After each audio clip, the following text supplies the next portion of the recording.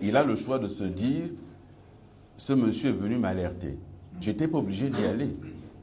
Je suis allé le voir en lui disant, il faut reporter. Je lui ai dit, de toute façon, vous avez déjà votre majorité, parce que vous avez le PDG qui a investi 145, c'est votre parti, adopté, mais c'est votre parti. Vous avez votre fils, l'UDB, qui a investi une centaine, l'un dans l'autre, vous sortez de cette élection avec la majorité. Mais faites en sorte que l'élection soit crédible. Je n'ai pas été entendu, on a le résultat. Et moi, je dis qu'il faut reporter ces élections, il faut annuler et les refaire en prenant le soin de bien préparer. Je peux ne pas être entendu. Je ne doute même pas que je ne serai pas entendu. Bien.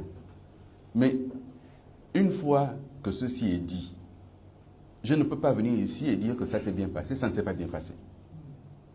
Je ne peux pas venir ici et dire, bah, écoutez, ça ne me concerne pas, ça me concerne en tant que citoyen, en tant qu'acteur public, ça me concerne. Et je dis, ma responsabilité aujourd'hui est de demander au gouvernement d'entendre raison. D'entendre raison et de prendre la décision qui s'impose. La seule décision qui s'impose, c'est d'annuler ces élections et de prendre le temps de bien faire. C'est la seule décision. C'est tout à son honneur.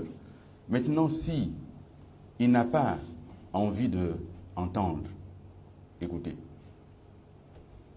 chacun aura eu le choix. Je l'ai indiqué, il est à un moment de bascule où il choisit d'écouter la voix de la population, et donc la voix de la raison, ou il choisit de s'enfermer dans son choix.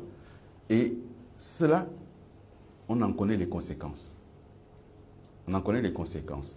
Gouverner un pays, c'est avoir la légitimité de prendre demain des décisions qui peuvent être difficiles.